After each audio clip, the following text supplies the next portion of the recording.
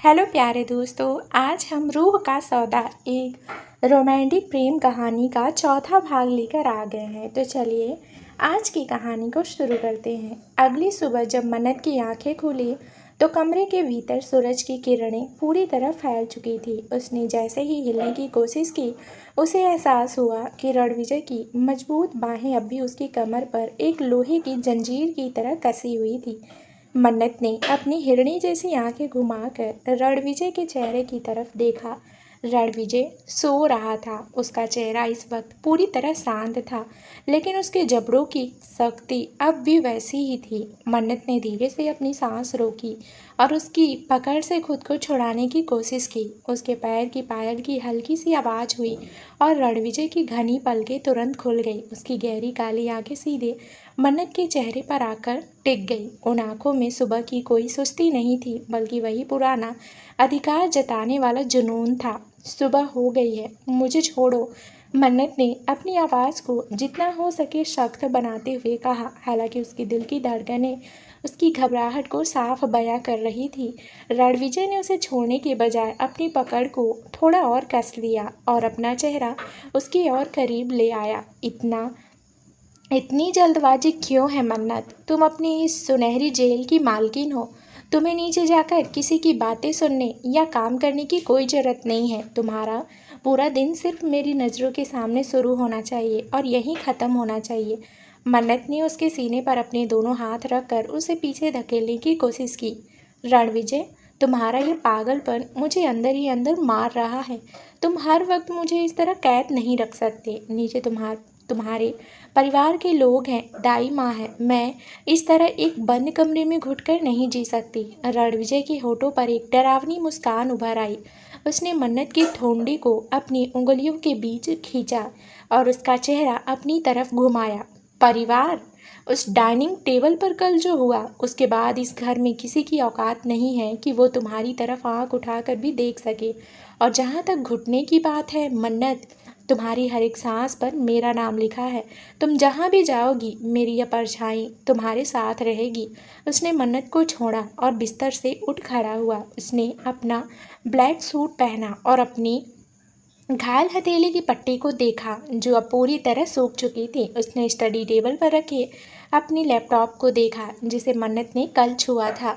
मन्नत का दिल यह देखकर जोर से धड़कने लगा कि कहीं रणविजय को यह पता न चल जाए कि उसने एम प्रोजेक्ट वाला फोल्डर देख लिया है। लेकिन रणविजय ने लैपटॉप को बंद किया, उसे अपने बैग में रखा और रुद्र को कॉल करने के लिए कैबिन की तरफ बढ़ गया। रुद्र, अविनाश सिंघानिया का क्या हुआ? रणविजय की आवाज़ में वही कॉरपोरेट किंग वाली क्रूरता लौट आई थी। सर, सिंघानिया ग्रुप्स के शेयर्स मार्केट में पूरी तरह क्रैश हो चुके हैं। उनके सबसे बड़े इन्वेस्टर्स ने अपना पैसा वापस खींच लिया है। अविनाश सिंघानिया इस वक्त पूरी तरह बर्बाद हो चुका है और हमारे गुप्त ठिकाने पर हमारी कस्टडी में है। दूसरी तरफ से रुद्र ने पूरी रिपोर्ट दी। बहुत अच्छे, मैं आधे घंटे में वहाँ पहुँच रहा हूँ। आज रात की उस हिमाकत का हिसाब पूरा होना चाहिए, रणविजय ने कहा और फ़ोन रख दिया। उसने मुड़कर मन्नत की तरफ देखा जो बिस्तर पर बैठी चुपचाप उसे देख रही थी। मैं ऑफिस जा रहा हूँ मन्नत, दाई माँ तुम्हारे पास ही रहेंगी। इस कमरे से बाहर निकलने की गलती मत करना। उसने एक बार फिर वही सख्ती हिदायत दी और कमरे से बाहर निकल गया। रणविजय के जाते ही मन्नत बिस्तर से उतरी। उसका दिमाग तेजी से दौड़ रहा था। उसने कल एम प्रोजेक्ट में जो कुछ भी हुआ, जो कुछ भी देखा था, उसने उसे यह साफ कर दिया था कि रणविजय उसे कभी आज़ाद नहीं करेगा। लेकिन वह भी हार मानने वालों में से नहीं थी। उसका स्वाभिमान उसे इस गुलामी को स्वीकार करने की इजाज़त नहीं दे रहा था। वह जानती थी कि जब तक उसकी माँ उस अस्पताल में रणविजय के पैसों पर वेंटिलेटर पर है, वह इस शहर से भाग नहीं सकती। लेकिन वह कम से कम रणविजय के उस सीक्रेट का पता तो लगा ही सकती हैं जिसके जरिए वह पूरे शेखावत साम्राज्य को चलाता था। मन्नत ने कमरे के चारों तरफ देखा। रणविजय के जाने के बाद कमरा पूरी तरह खाली था। उसने दाई माँ के आने से पहले उस स्टडी टेबल की दराजों को चेक करने का फैसला किया। वह दराजों के पास पहुंची और एक एक करके उन्हें खोलने लगी। पहली दराज में कुछ बिजनेस फाइल्स और चेक बुक्स थी। दूसरी दराज में कुछ लग्जरी घड़ियां और रणविजय के पर्सनल डॉक्यूमेंट्स थे। लेकिन जैसे ही उसने तीसरी और सबसे नीचे वाली दराज को खोलने की कोशिश की, वह लॉक थी। मन्नत की भवें तन गई। वह जानती थी कि रणविजय अगर किसी चीज को लॉक करके रखता है तो उसमें जरूर कोई बहुत बड़ा राज छुपा होगा। उसने कमरे में इधर उधर चाबी ढूंढने की कोशिश की, लेकिन चाबी कहीं नहीं थी। तभी कमरे के बाहर कदमों की आहट सुनाई दी। मन्नत ने जल्दी से दराज को बंद किया और बिस्तर की तरफ भाग गई। दरवाजा खुला और दाई माँ हाथ में जूस का गिलास लिए भीतर आई। छोटी बहू, तुम ठीक तो हो ना? सुबह से कुछ खाया नहीं तुमने? दाई माँ ने प्यार से कहा। मन्नत ने जूस का गिलास लिया और एक नकली मुस्कान चेहरे पर लाई। हाँ दाई माँ, मैं ठीक हूँ, बस थोड़ा सिर में दर्द है। वह जूस पीने लगी, लेकिन उसका ध्यान लगातार उस लॉक दराज पर ही टिका हुआ था। वह जानती थी कि उसे उस दराज को खोलने का कोई ना कोई जरिया ढूंढना ही होगा। उधर शहर के एक सुनसान और अंधेरे अंडरग्राउंड गोदाम में अविनाश सिंघानिया एक कुर्सी पर रस्सियों में बंधा हुआ था। उसका चेहरा खून से सना था और उसके कपड़े फटे हुए थे। रणविजय के गार्ड्स ने उसे बेरहमी से पीटा था। तभी गोडाउन का भारी लोहे का दरवाजा खुला और रणविजय सिंह शेखावत अपने ब्लैक सूट में पूरे रौब और खौफ के साथ भीतर दाखिल हुआ।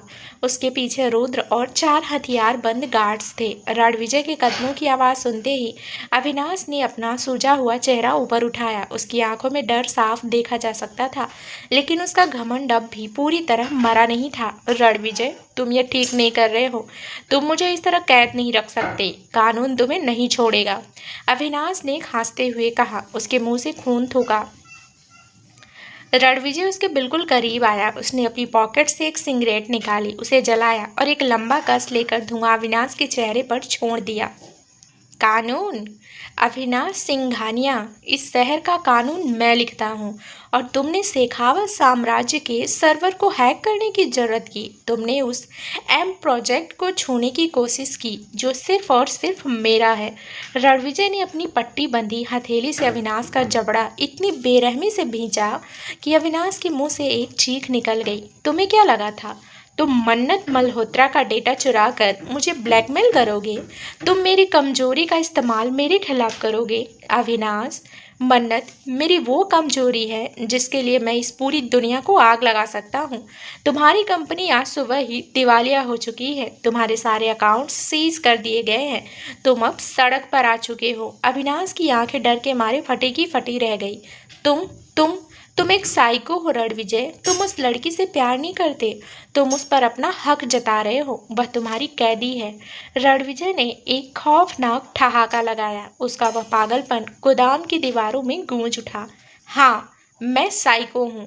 मैं उसके लिए पूरी तरह पागल हूँ और वो मेरी पत्नी है, मेरी कैदी है, मेरी रूह है।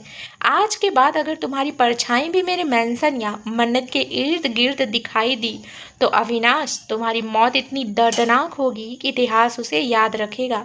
रणविजय ने रुद्र की तरफ देखा। इसे यहीं छोड़ दो। इसकी कंपनी के सारे पेपर्स पर इसके साइन ले लो।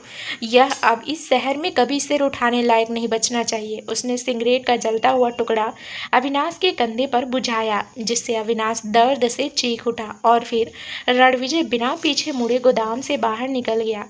रात होने तक रणविजय वापस शेखावत मेंशन पहुंचा। उसका दिमाग अब शांत था क्योंकि उसने अपने दुश्मन को पूरी तरह तबाह कर दिया था। वह जैसे ही अपने बेडरूम के अंदर दाखिल हुआ, उसने देखा कि मन्नत बिस्तर पर बैठी कोई किताब पढ़ रही थी। मन्नत ने रणविजय को देखा तो उसके चेहरे पर वही पुराना खौफ लौट आया, लेकिन इस बार उसकी आंखों में एक अजीब सी जिद भी थी। रणविजय उसके पास आया और बिस्तर पर उसके बगल में बैठ गया। उसने मन्नत के हाथ से किताब छीनी और उसे दूर फेंक दिया। किताबों की क्या जरूरत है मन्नत, जब तुम्हारे सामने तुम्हारा यह रणविजय खड़ा है? उसने उसकी कलाई को पकड़ते हुए कहा। मन्नत ने अपनी नजरें उसकी आंखों में गड़ा दी। तुमने अविनाश सिंघानिया के साथ क्या किया? मुझे पता है कि कल ऑफिस में जो कुछ भी हुआ वो मेरे नाम से जुड़े उस फोल्डर की वजह से था। रणविजय की भौहें तन गई। उसकी आंखों में एक बार फिर वही डरावना सन्नाटा छा गया। उसने मन्नत का चेहरा अपने करीब खींचा। तुम्हें कैसे पता चला मन्नत? क्या तुमने कल मेरे लैपटॉप को छुआ था? कमरे की हवा पल भर में जम गई। मन्नत का दिल बहुत तेजी से धड़कने लगा। वह जानती थी कि उसका एक गलत जवाब रणविजय के उस खौफनाक गुस्से को दोबारा जगा सकता था जो कल डाइनिंग टेबल पर दिखा था। लेकिन उसने अपने स्वाभिमान को गिरने नहीं दिया और सीधे उसकी आंखों में देखती रही। बेडरूम के भीतर का तापमान अचानक से गिर चुका था। मन्नत की कलाई पर रणविजय की उंगलियों की पकड़ धीरे धीरे कसती जा रही थी, जो उसे दर्द तो नहीं दे रही थी, लेकिन उसके पास पीछे हटने का कोई रास्ता भी नहीं छोड़ रही थी। रणविजय की वे गहरी ब्लैक आंखें मन्नत के चेहरे के एक एक एक्सप्रेशन को इतनी बारीकी से स्कैन कर रही थी मानो वह उसके दिमाग के भीतर चल रहे हर एक थॉट को पढ़ लेना चाहता हो। कमरे की मध्यम पीली लाइट्स में उसका चेहरा किसी ग्रीक गॉड की तरह परफेक्ट लेकिन उतना ही क्रूर और डरावना लग रहा था। मैंने कुछ पूछा मन्नत? रणविजय की आवाज़ बेहद धीमी, शांत लेकिन उतनी ही डेंजरस थी। तुम्हें कैसे पता चला कि कल ऑफिस में जो कुछ भी हुआ वो तुम्हारे नाम के फोल्डर की वजह से था? क्या तुमने कल मेरी गैर मौजूदगी में मेरे लैपटॉप को हाथ लगाया था? मन्नत का दिल उसकी छाती के भीतर इतनी जोर से धड़क रहा था कि उसे डर था कि कहीं रणविजय उसकी धड़कनों की आवाज़ न सुन ले। उसका दिमाग तेजी से दौड़ रहा था। वह जानती थी कि अगर उसने सच स्वीकार कर लिया तो रणविजय का पॉजिटिवनेस उसे इस कमरे में पूरी तरह से लॉक कर देगा, लेकिन उसका सेल्फ रिस्पेक्ट उसे रणविजय के सामने कमज़ोर दिखने की इजाज़त नहीं दे रहा था। उसने अपनी हिरनी जैसी आंखों को सीधे रणविजय की आंखों में गड़ाया और अपनी आवाज़ को जितना हो सके नॉर्मल रखने की कोशिश की। मैंने किसी लैपटॉप को टच नहीं किया रणविजय, मन्नत ने बिना अपनी पलकें झपकाए कहा।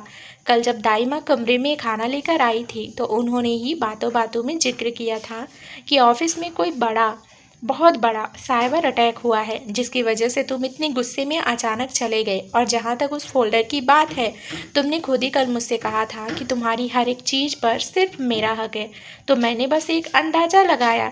रणविजय ने मन्नत के चेहरे को बहुत ध्यान से देखा। उसके चेहरे पर एक बेहद हल्की सस्पेंसियस मुस्कान उभरी। उसने अपनी पट्टी बंधी हथेली को मन्नत के गाल पर फैला। उसकी उंगलियों का वह रफ स्पर्श मन्नत की कोमल त्वचा को सहला रहा था। एक अंदाजा, राइट? तुम बहुत स्मार्ट हो मन्नत, लेकिन एक बात हमेशा याद रखना, इस रणविजय सिंह शेखावत से झूठ बोलना इस दुनिया का सबसे मुश्किल काम है। मैं तुम्हारी आंखों के इस खौफ के पीछे छुपने वाले हर एक झूठ को पकड़ सकता हूँ। उसने झटके से मन्नत की कलाई को छोड़ा और बिस्तर से उठ खड़ा हुआ। उसने अपनी शर्ट के कॉफ्लिक्स को ठीक किया और कमरे के कोने में रखी स्टडी टेबल की तरफ बढ़ गया। मन्नत ने राहत की एक गहरी सांस ले ली, लेकिन उसका ध्यान अब भी रणविजय के हर एक मूव पर था। रणविजय ने टेबल पर रखी चाबियों का एक छोटा सा गुच्छा उठाया और उसे अपनी पैंट की जेब में रख लिया। वह यही चाबियां थीं जो उस लॉक दराज की थी जिसे मन्नत खोलने की कोशिश कर रही थी। अविनाश सिंघानिया अभी शहर में कभी सिर उठाने लायक नहीं बचा है, रणविजय ने बिना मुड़े बेहद ठंडे लहजे में कहा। उसने शेखावत इंडस्ट्रीज़ के सर्वर रूम में सेंध लगाने की कोशिश की थी। उसे लगा कि वह मेरे पर्सनल डेटा का इस्तेमाल करके मुझे ब्लैकमेल कर सकता है, लेकिन उसे यह नहीं पता था कि जो चीज़ मेरी है उसकी तरफ आंख उठाने वाले का पूरा खानदान तबाह करने का दम रखता हूँ मैं। मन्नत ने बिस्तर पर बैठे बैठे ही उसे देखा। तुमने उसके साथ क्या किया रणविजय? क्या तुमने उसे मार दिया? उसकी आवाज़ में एक स्वाभिमान डर था। उसकी आवाज़ में एक स्वाभाविक डर था। वह जानती थी कि रणविजय के लिए किसी की ज़िंदगी तबाह करना एक मामूली खेल था। रणविजय मुड़ा और मन्नत की तरफ देखते हुए एक डार्क पॉजिटिव लुक दिया। मौत बहुत आसान सजा है मन्नत। मैंने उसे जिंदा रखा है, लेकिन उसका पूरा बिजनेस एम्पायर, उसके सारे शेयर्स और उसका नाम सब कुछ आज सुबह ऑफिशियल तौर पर शेखावत इंडस्ट्रीज़ का हिस्सा बन चुका है। वह पूरी तरह से बैंकरप्ट हो चुका है। यह एक सबक है इस दुनिया के लिए कि रणविजय की जागीर की तरफ देखने का अंजाम क्या होता है। जागीर? मन्नत के कानों में यह शब्द एक बार फिर खंजर की तरह लगा। वह समझ चुकी थी कि रणविजय के लिए वह कोई इंसान नहीं बल्कि एक ऐसी बेशकीमती प्रॉपर्टी थी जिसे वह पूरी दुनिया से छुपाकर सिर्फ अपने कंट्रोल में रखना चाहता था। तुम एक मॉन्स्टर हो। मन्नत के होठों से यह शब्द बेहद धीमी आवाज़ से निकले। रणविजय ने एक हल्का सा ठहाका लगाया। वह मन्नत के बिल्कुल करीब आया और बिस्तर पर झुककर उसके चेहरे के पास अपनी गर्म सांसें छोड़ते हुए बोला, हाँ मैं हूँ, और इस मॉन्स्टर की क्वीन सिर्फ तुम हो। मन्नत मल्होत्रा शेखावत। कल सुबह कॉरपोरेट वर्ल्ड की एक बहुत बड़ी सक्सेस पार्टी है जहां सिंघानिया ग्रुप्स के टेकओवर का ऑफिशियल अनाउंसमेंट होना है और उस पार्टी में तुम मेरे साथ चल रही हो। पूरी दुनिया को यह दिखाना होगा कि शेखावत साम्राज्य की नई मालकिन कौन है। मैं किसी पार्टी में नहीं जाऊंगी। मन्नत ने तुरंत विरोध किया। मैं तुम्हारी इस झूठी दुनिया का हिस्सा नहीं बनना चाहती। यह कोई रिक्वेस्ट नहीं है मन्नत, यह मेरा ऑर्डर है। रणविजय ने अपनी आवाज़ को सख्त करते हुए कहा। कल सुबह डिजाइनर्स तुम्हारे लिए आउटफिट्स लेकर यहाँ आ जाएंगे। मुझे तुम परफेक्ट चाहिए, बिल्कुल मेरी पसंद की तरह। उसने मन्नत को एक आखिरी बार देखा और बेडरूम का दरवाज़ा लॉक करके बाहर निकल गया। मन्नत बिस्तर पर अकेली रह गई। उसके पैरों की पायल की रुनभुन आवाज़ कमरे के सन्नाटे में एक बार फिर उसकी लाचारी को बयां कर रही थी। वह जानती थी कि पार्टी में जाना उसकी मजबूरी था, क्योंकि अगर वह मना करती तो रणविजय उसकी मां के मेडिकल ट्रीटमेंट को रोकने की धमकी देने में एक पल का भी वक्त नहीं लगाता। लेकिन साथ ही मन्नत के दिमाग में एक नया प्लान शेप ले रहा था। उस कॉरपोरेट पार्टी में शहर के कई बड़े लोग, मीडिया और रसूखदार बिजनेसमैन आने वाले थे। मन्नत ने सोच लिया था कि वह उस पार्टी का इस्तेमाल रणविजय के इस सुनहरे पिंजरे से बाहर निकलने का कोई रास्ता ढूंढने के लिए करेगी। अगली सुबह शेखावत मेंशन का माहौल बेहद बिजी था। शहर के सबसे महंगे और टॉप इंटरनेशनल डिज़ाइनर्स मन्नत के बेडरूम में कई आलीशान ड्रेसेस और गाउन्स लेकर हाजिर थे। रणविजय खुद कमरे के सोफे पर बैठा एक ब्लैक कॉफ़ी का मग हाथ में लिए एक एक आउटफिट्स को रिजेक्ट कर रहा था। मन्नत चुपचाप एक कोने में खड़ी इस पूरे ड्रामे को देख रही थी। Reject, to simple. रणविजय ने एक महंगे सिल्क गाउन को देखते हुए कहा। रिजेक्ट, इसका कलर मन्नत की स्किन टोन पर सूट नहीं करेगा। उसने दूसरी ड्रेस को भी खारिज कर दिया। आखिरकार डिज़ाइनर ने एक बेहद गॉर्जियस डार्क एमराल्ड ग्रीन रंग का वेलवेट गाउन निकाला जिसके स्लीव्स पर बारीक डायमंड वर्क था। रणविजय की आंखें उस ड्रेस पर टिक गई। उसने मन्नत की तरफ देखा जिसके लंबे काले बाल उसके कंधों पर बिखरे थे। यह परफेक्ट है। रणविजय ने कॉफ़ी का मग टेबल पर रखते हुए कहा। मन्नत जाओ और इसे ट्राई करो। मन्नत ने बिना कोई बहस किए उस गाउन को उठाया और चेंजिंग रूम की तरफ बढ़ गई। जब वह बाहर आई तो कमरे में मौजूद हर एक शख्स की सांसें थम गई। वह डार्क ग्रीन गाउन मन्नत के 5 फीट 4 इंच के परफेक्ट फिगर पर बिल्कुल फिट बैठ रहा था।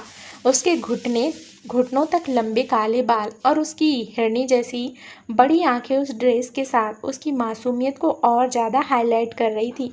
रणविजय सोफे से उठा और भारी कदमों से चलता हुआ उसके बिल्कुल करीब आया। डिजाइनर्स और स्टाइलिस्ट्स चुपचाप कमरे से बाहर चले गए। रणविजय ने मन्नत की पतली कमर पर अपना हाथ रखा और उसे अपने करीब खींच लिया। यू लुक एब्सोल्युटली स्टनिंग मन्नत।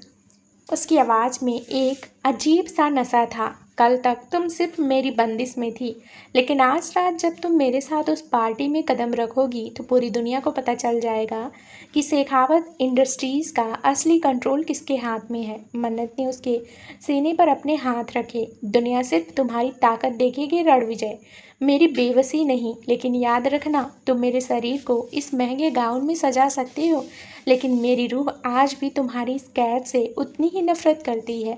रणविजय के चेहरे की शक्ति वापस लौट आई। उसने मन्नत के चेहरे पर गिरती एक लट को कान के पीछे किया और उसके गाल को हल्के से थपथपाया। नफरत ही सही मन्नत, कम से कम तुम्हारे दिल में इस रणविजय के लिए कोई ना कोई फीलिंग्स तो है। गाड़ी नीचे वेट कर रही है, लेट्स गो। शेखावत इंडस्ट्रीज़ की यह ग्रैंड सक्सेस पार्टी शहर के सबसे आलीशान 7 स्टार होटल के ग्रैंड बॉलरूम में ऑर्गेनाइज की गई थी। होटल के बाहर मीडिया के कैमरों की फ्लैश लाइट्स लगातार चमक रही थी। जैसे ही रणविजय की ब्लैक रोल्स रॉयस आकर रुकी, बांसुरों ने तुरंत एक घेरा बना लिया। रुद्र ने आगे बढ़कर कार का दरवाज़ा खोला। रणविजय कार से बाहर निकला। उसने अपना ब्लैक टैक्सडो ठीक किया और अपना हाथ कार के भीतर बढ़ाया। मन्नत ने एक गहरी सांस ली, अपने कांपते हाथ को रणविजय की मजबूत हथेली में दिया और कार से बाहर कदम रखा। जैसे ही मन्नत के पैर की सोने की पायल की रुनझुन आवाज़ कार के फुटबोर्ड से टकराई, मीडिया के कैमरों के फ्लैश और तेज हो गए। मिस्टर शेखावत, क्या यह शेखावत इंडस्ट्रीज़ की नई मालकिन है? मैम, सिंघानिया ग्रुप्स के टेकओवर पर आपका क्या कहना है? मीडिया के सवालों की बौछार हो रही थी, लेकिन रणविजय ने मन्नत की कमर पर अपनी पकड़ को और मजबूत कर लिया। उसे अपने साये में समेटते हुए सीधे ग्रैंड बॉलरूम के भीतर ले गया। बॉलरूम के भीतर का नज़ारा बेहद आलीशान था। क्रिस्टल के बड़े बड़े झाड़ फानुस छत से लटके थे और शहर के सारे रसूखदार कॉरपोरेट लीडर्स, पॉलिटिशियंस और सेलिब्रिटीज़ वहाँ मौजूद थे। जैसे ही रणविजय और मन्नत ने भीतर कदम रखा, पूरे हॉल में एक सन्नाटा सा छा गया। हर किसी की नज़रें मन्नत के उस मासूम और गॉर्जियस लुक पर टिकी थी। तभी भीड़ को चीरते हुए रणविजय के कुछ बिजनेस पार्टनर्स उनके पास आए। Congratulation mister Shekhawat, Singhania groups को रातों रात क्रैश करना सिर्फ आपके बस की बात थी और आपकी वाइफ बेहद खूबसूरत है, एक अधेड़ उम्र के बिजनेसमैन ने मन्नत को देखते हुए कहा। रणविजय ने गर्व से मन्नत की तरफ देखा। थैंक यू मिस्टर मेहरा, मन्नत सिर्फ मेरी वाइफ नहीं है, वह शेखावत साम्राज्य का सबसे कीमती हिस्सा है। बातचीत चल रही थी, लेकिन मन्नत का ध्यान लगातार हॉल के एग्जिट सोर्स और वहां मौजूद लोगों पर था। वह कोई ऐसा मौका ढूंढ रही थी जब रणविजय उसे थोड़ी दूर हो और वह किसी से मदद मांग सके या मैंसन से बाहर निकलने का कोई जरिया सोच सके। तभी मिस्टर मेहरा ने रणविजय को एक सीक्रेट बिजनेस डील डिस्कस करने के लिए वीआईपी लाउंज की तरफ चलने का इनविटेशन दिया। मन्नत, तुम यहीं रुको, रुद्र तुम्हारे साथ है, मैं बस 5 मिनट में आता हूँ। रणविजय ने मन्नत के कान के पास झुककर कहा। उसकी आवाज़ में एक छिपी हुई चेतावनी थी कि वह कोई चालाकी ना करे। मन्नत ने धीरे से अपना सिर हिलाया। रणविजय वीआईपी लाउंज की तरफ बढ़ गया। रुद्र मन्नत से कुछ दूरी पर एक चट्टान की तरह खड़ा था। उसकी बात जैसी आंखें लगातार मन्नत के हर एक मुंह पर टिकी थी। मन्नत ने एक गहरी सांस ली और हॉल के कोने में रखे ड्रिंक्स काउंटर की तरफ बढ़ी। उसी वक्त भीड़ के बीच से एक यंग लड़का, जिसने वेटर की यूनिफॉर्म पहन रखी थी, मन्नत के पास से गुजरा। जैसे ही वह मन्नत के पास से निकला, उसने बेहद धीमी आवाज़ में कहा, मैम घबराइए मत, मैं सिंघानिया सर का आदमी हूँ, उन्होंने आपके लिए एक मैसेज भेजा है। मन्नत के कदम वहीं रुक गए। उसके दिल की धड़कन अचानक से बढ़ गई। उसने घबराकर पीछे मुड़कर रुद्र की तरफ देखा, जो इस वक्त किसी दूसरे गार्ड से बात कर रहा था। मन्नत ने तुरंत खुद को संभाला और ड्रिंक काउंटर के पीछे छिपे उस वेटर की तरफ देखा। क्या मैसेज है? मन्नत ने बेहद धीमी आवाज़ में पूछा। उसकी आवाज़ में घबराहट साफ थी।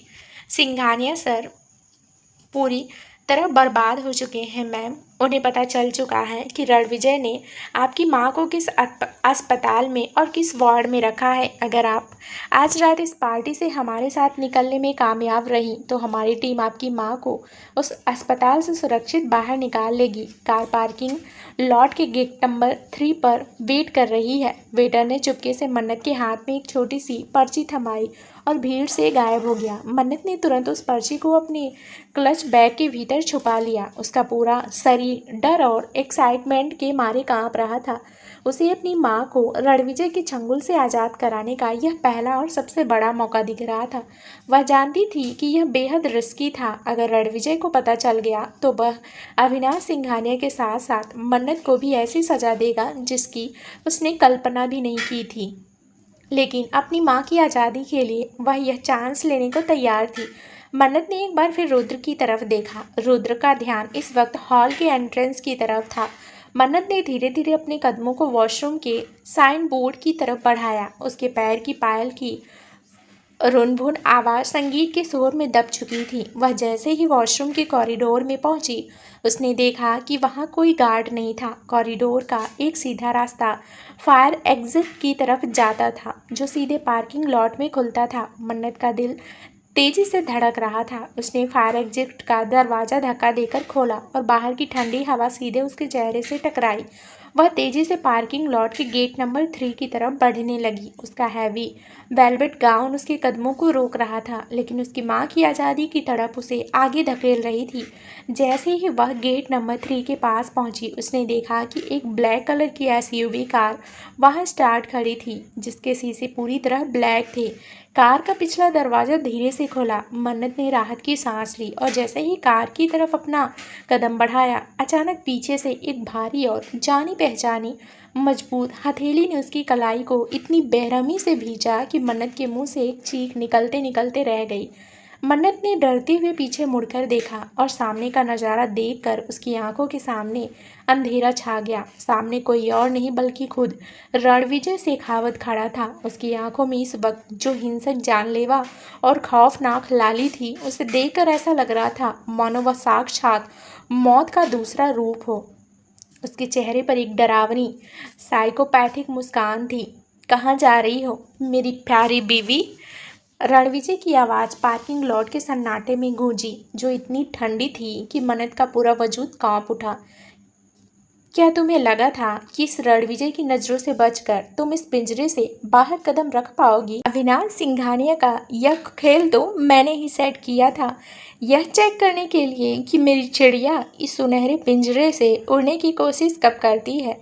मन्नत फटी आंखों से उसे देखती रही। कार का दरवाज़ा झटके से बंद हुआ और वह कार बड़ी तेजी से वहां से भाग निकली, क्योंकि कार के भीतर बैठे लोग समझ चुके थे कि रणविजय का सामना करने का मतलब सीधे मौत था। मन्नत अब फिर से उस मॉन्स्टर के सामने अकेली खड़ी थी, जिसका जुनून अब अपने सबसे डेंजरस और हिंसक लेवल पर पहुंच चुका था। पार्किंग लॉट की ठंडी उमस भरी हवा में मन्नत का पूरा वजूद कांप रहा था। रणविजय की उंगलियों का दबाव उसकी नाजुक कलाई पर इतना ज़्यादा था कि उसे ऐसा महसूस हो रहा था मानो उसकी हड्डियां अभी चटक जाएगी।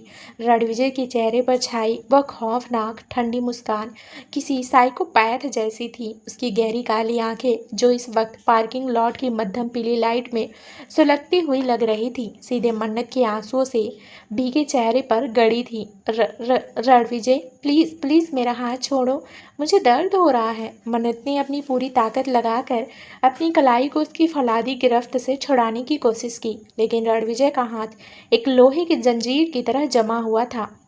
दर्द! रणविजय ने मन्नत को झटके से अपनी ओर करीब खींचा, जिससे उसकी छाती रणविजय के कड़क टक्सडो से जा टकराई। उसके पैर की सोने की भारी पायल की आवाज़ पार्किंग लॉट के सन्नाटे में गूंजी, मानो उसकी गुलामी का ढोल पीट रही हो। इस दर्द की बात कर रही हो मन्नत? जरा सोचो, उस दर्द का क्या जो तुमने इस रणविजय के दिल को दिया है। मैंने तुम्हें अपनी पलकों पर बिठाया, इस पूरे शेखावत खानदान के सामने तुम्हें अपनी मालकिन का दर्जा दिया, और तुमने क्या किया? तुमने उस 2 कौड़ी के अविनाश सिंघानिया के वेटर के साथ हाथ से पर्ची ली और मेरे साये से भागने की कोशिश की। मन्नत ने घबराकर अपना क्लच बैग कसकर भींच लिया। उसके भीतर वह पर्ची रखी थी। रणविजय ने उसकी इस हरकत को देखा और उसके होठों पर एक क्रूर हंसी उभर आई। उसने झटके से मन्नत के हाथ से वह क्लच बैग छीना और उसे खोलकर वह पर्ची बाहर निकाल ली। उसे बिना पढ़े ही उस पर्ची को अपनी जेब में डाल लिया। तुम्हें क्या लगा था मन्नत कि अविनाश सिंघानिया तुम्हें और तुम्हारी माँ को मेरे चंगुल से आज़ाद करा देगा? रणविजय ने मन्नत के चेहरे पर झुकते हुए कहा। उसकी गर्म सांसें मन्नत के गालों को सुझला रही थी। वह वेटर, वह कार, वह पूरा प्लान खुद मैंने अविनाश के फ़ोन से ऑपरेट करवाया था। मैं देखना चाहता था कि मेरी यह मासूम हिरणी जैसी आंखों वाली मेरी बीवी मेरी इस प्यार की बंदिश में कितनी वफादार है। लेकिन तुमने आज साबित कर दिया कि तुम प्यार की भाषा नहीं समझती। मन्नत की आंखें डर के मारे फटी की फटी रह गई। उसे इस बात का अंदाजा भी नहीं था कि रणविजय इस हद तक जा सकता है। वह खेल रही थी, लेकिन उस खेल का असली मास्टरमाइंड खुद रणविजय था। उसने मन्नत को अपनी वफादारी साबित करने का एक जाल बिछाया था और मन्नत उस जाल में पूरी तरह फंस चुकी थी। तुम एक शैतान हो रणविजय। मन्नत चीख पड़ी। उसकी आंखों से आंसुओं का सैलाब बह निकला। तुम मुझसे प्यार नहीं करते, तुम सिर्फ अपनी जीत पूरी कर रहे हो। मैं तुम्हारी जागीर नहीं हूँ, मैं एक इंसान हूँ। चुप, एकदम चुप।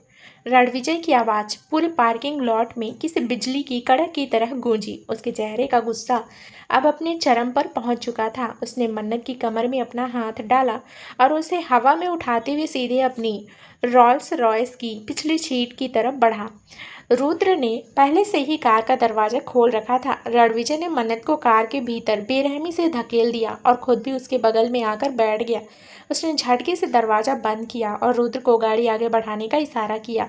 कार जैसी ही होटल की बाउंड्री से बाहर निकली, मन्नत कार के कोने में दुबक कर बैठ गई। उसका यह गॉर्जियस एमराल्ड ग्रीन वेटलेट गाउन इस वक्त उसकी बेबसी का कफन लग रहा था। पूरी राइड के दौरान कार के भीतर एक ऐसा सन्नाटा पसरा रहा जो आने वाले किसी बहुत बड़े तूफान का संकेत दे रहा था। रणविजय कार की खिड़की से बाहर देख रहा था। उसकी उंगलियां लगातार अपनी घायल हथेली की सफ़ेद पट्टी पर चल रही थी, जहां से खून का एक नया धब्बा उभर आया था। मन्नत चुपचाप रो रही थी। उसका पूरा शरीर कांप रहा था। वह जानती थी कि आज रात शेखावत मैंसन पहुंचने के बाद उसका सामना रणविजय के उस रूप से होने वाला था जिससे वह सबसे ज़्यादा डरती थी। रात के करीब 12 बजे कार शेखावत मैंसन के मुख्य द्वार पर आकर रुकी। मैंसन की लाइटें मध्यम थी। रणविजय कार से उतरा और उसने मन्नत का इंतजार नहीं किया। उसने मन्नत का हाथ पकड़ा और उसे लगभग घसीटते हुए कार से बाहर निकाला। मन्नत के पैर लड़खड़ा रहे थे। उसकी पायल की तेज आवाज़ हवेली के सन्नाटे को चीर रही थी। रणविजय उसे लेकर सीधे सीढ़ियाँ चढ़ता हुआ अपने बेडरूम के सामने पहुंचा। उसने दरवाज़ा खोला और मन्नत को कमरे के भीतर फेंक दिया। मन्नत फर्श पर गिर पड़ी। उसके लंबे काले बाल पूरे मार्बल पर बिखर गए। रणविजय भीतर आया। उसने भारी मनोगनी दरवाजे को अंदर से लॉक किया और उसकी चाबी अपनी जेब में रख ली। वह मन्नत की तरफ बढ़ा जो फर्श पर बैठी खौफनाक नज़रों से उसे देख रही थी। रणविजय ने अपने टैक्सीडो का कोट उतारा और उसे सोफे पर फेंक दिया। उसने अपनी शर्ट की आस्तीन को ऊपर चढ़ाया। खड़ी हो जाओ मन्नत। रणविजय की आवाज़ बेहद शांत थी, लेकिन उस शांति के पीछे का पागलपन मन्नत को साफ दिख रहा था। मन्नत धीरे धीरे खड़ी हुई। उसका पूरा शरीर कांप रहा था। तुम क्या करोगे? क्या मुझे मार दोगे? मार दो मुझे रणविजय।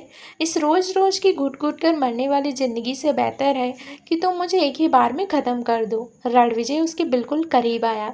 उसने मन्नत की दोनों नाजुक कंधों को अपने मजबूत हाथों से भींचा और उसे दीवार से सटा दिया। मौत?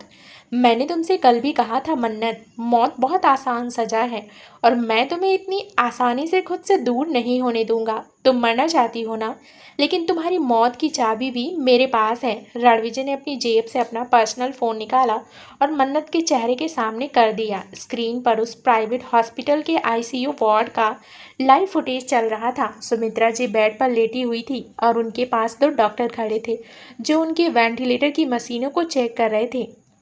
जरा देखो इस स्क्रीन को मन्नत, रणविजय ने बेहद क्रूर लहजे में कहा। उसके होंठ मन्नत के कान को छू रहे थे। तुम्हारी इस एक बगावत की कीमत कौन चुकाएगा पता है? ये डॉक्टर्स, ये सिर्फ मेरे एक इशारा का इंतजार कर रहे हैं। अगर मैंने इस फ़ोन से एक बटन दबाया तो तुम्हारी माँ का यह वेंटिलेटर अगले 5 सेकंड में बंद हो जाएगा।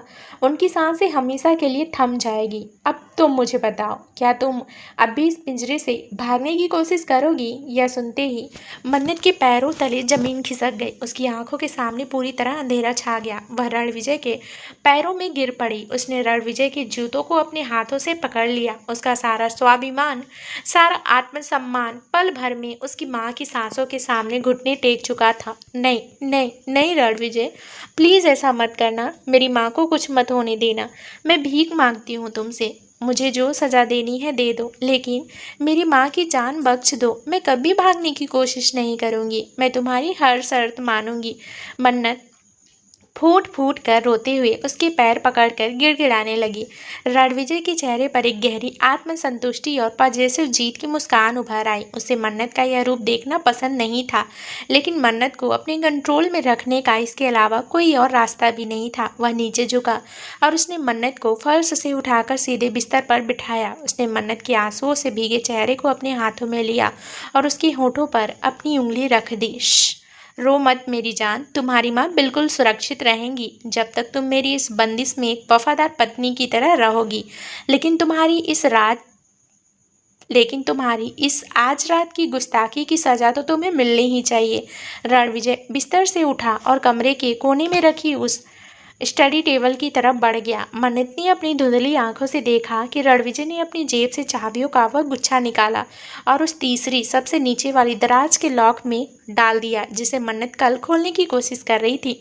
टिक की आवाज़ के साथ वह दराज खुल गई। मन्नत की सांसें थम गई। वह जानने के लिए उत्सुक थी कि उस दराज के भीतर ऐसा क्या था जो रणविजय ने छुपा रखा था। रणविजय ने उस दराज के भीतर से एक मखमली ब्लैक बॉक्स निकाला और उसे लेकर वापस बिस्तर की तरफ बढ़ा। वह मन्नत के सामने बैठ गया। उसने उस बॉक्स को खोला। बॉक्स के भीतर एक बेहद खूबसूरत लेकिन भारी सोने की चैन जैसी कोई चीज़ रखी थी जिसके बीच में एक छोटा सा आधुनिक लॉक बना हुआ था। वह कोई मामूली ज्वेलरी नहीं थी, वह एक कस्टमाइज्ड इलेक्ट्रॉनिक कमरबंद था जिसके भीतर एक एडवांस ट्रैकर और सेंसर लगा हुआ था। मन्नत ने उस चीज़ को देखा और उसका दिल खौफ से भर गया। ये क्या है रणविजय? यह तुम्हारी नई बंदिश है मन्नत। रणविजय ने उस भारी सोने की चैन को बॉक्स से बाहर निकालते हुए कहा। उसकी आंखों में वही डार्क ऑब्सेशन था। तुम्हारे पैर की वह पायल काफ़ी नहीं थी। तुम फिर भी भागने की हिम्मत कर बैठी, लेकिन यह कमरबंद, यह हमेशा तुम्हारी इस पतली कमर पर बंधा रहेगा।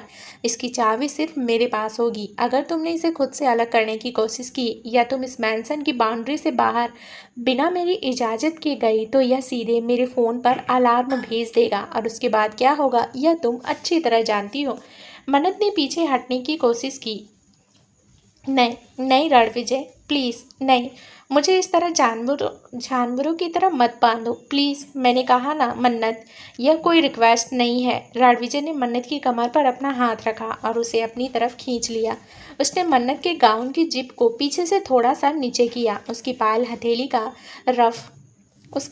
हथेली का रफ स्पर्श मन्नत की मखमली पीठ को छू रहा था, जिससे मन्नत के पूरे शरीर में एक सिरहन दौड़ गई। रणविजय ने उस भारी सोने के कमरबंद को मन्नत की पतली नाजुक कमर के चारों तरफ लपेटा और एक विशेष चाबी से उसे लॉक कर दिया। क्लिक की आवाज़ के साथ वह कमरबंद मन्नत के वजूद का हिस्सा बन गया। रणविजय ने चाबी को वापस अपनी जेब में रखा और मन्नत के चेहरे के करीब आकर उसके होठों पर एक गहरा दर्दनाक और अधिकार जताने वाला चुम्बन दिया।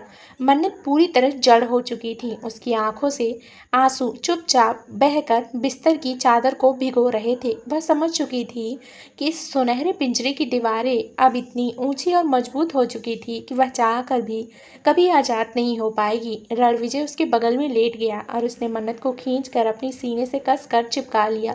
मन्नत चुपचाप उसके साए में सिमट गई। उसकी कमर पर बंधा हुआ सोने का कमरबंद फर्श की लाइट में उसकी गुलामी की नई कहानी बयां कर रहा था। तो दोस्तों, आगे इस कहानी में क्या नया ट्विस्ट आने वाला है, ये जानने के लिए इस कहानी का अगला भाग जरूर सुनिए, जो बहुत ही जल्द इस चैनल पर प्रसारित कर दिया जाएगा। धन्यवाद दोस्तों।